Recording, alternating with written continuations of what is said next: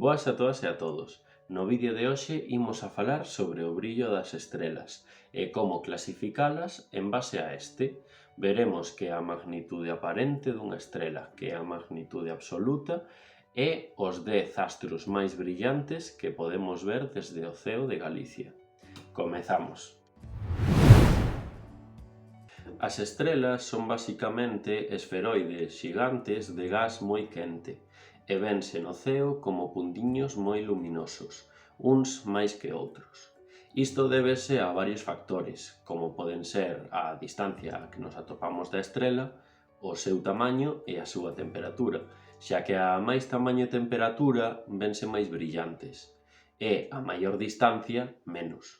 Sabendo isto, debemos viaxar agora á antiga Grecia, máis concretamente á cidade de Nicea, no reino de Bitinia, pois sería aquí que no ano 134 antes da nosa era, un home, de nome Hiparco, elaboraría o catálogo das estrelas fixas, onde clasificaría as 850 estrelas visibles en 6 categorías. Estas 6 categorías, tamén chamadas magnitudes, irían do 1 ao 6, sendo as estrelas de primeira magnitude as máis brillantes e as de sexta magnitude as menos brillantes que podemos chegar a contemplar co noso ollo ceibe, é dicir, sen axuda de ningún tipo de instrumento. Esta escala resultaba tan cómoda que se seguiu empregando ao longo da historia da astronomía, sufrindo, iso sí, algunhas adaptacións. Por exemplo, no século XIX, Norman Pogson, un astrónomo británico,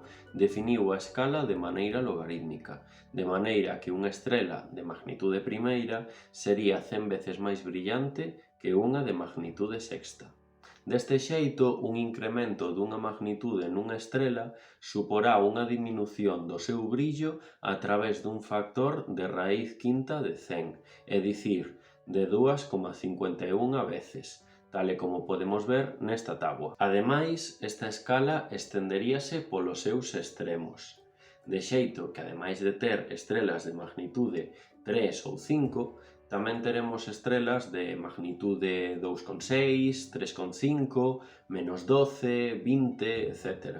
Mantendo, iso sí, o 6 como o límite visual do ollo humano. Deste xeito, por exemplo, a magnitude do Sol, que é o astro máis brillante que temos no ceo, será de menos 26,74. A de Sirio, que é a estrela máis brillante despois do Sol, é de menos 1,46.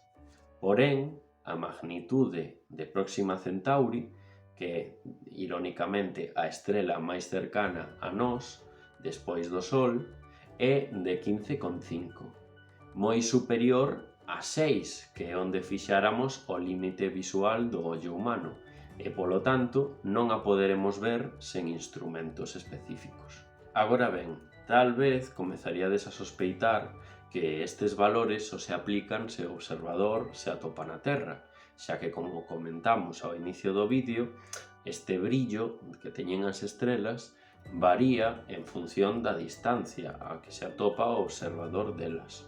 É por isto que a estas magnitudes chamarémolas magnitudes aparentes.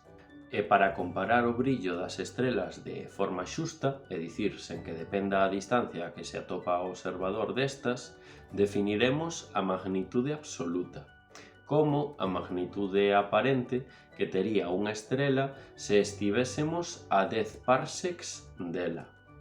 Para entender o concepto de parsec, se aínda non sabedes que é, deixovos por aquí o vídeo que fixen fai unhas semanas sobre as formas de medir distancias no universo. E para pasar de magnitude aparente a magnitude absoluta, tan só debemos de empregar esta fórmula directa, onde a m maiúscula representa a magnitude absoluta, a m minúscula a magnitude aparente e a d minúscula a distancia en parsecs a que se atopa a estrela observada.